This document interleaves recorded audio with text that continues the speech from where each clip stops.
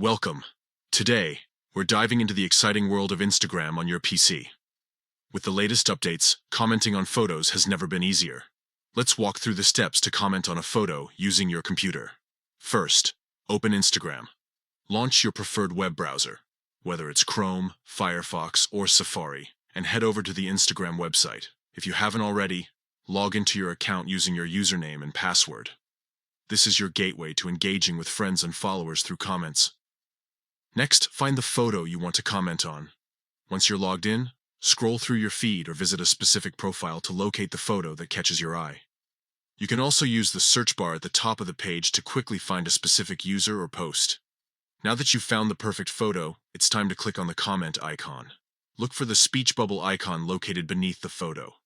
This will open up a comment box where you can express your thoughts or feelings about the image.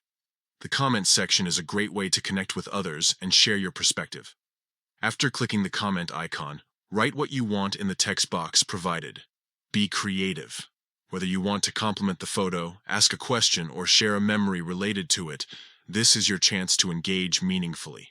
Once you're satisfied with your comment, simply click Post. This action will share your comment with everyone who can see that post. Your thoughts are now part of the conversation, and there you have it.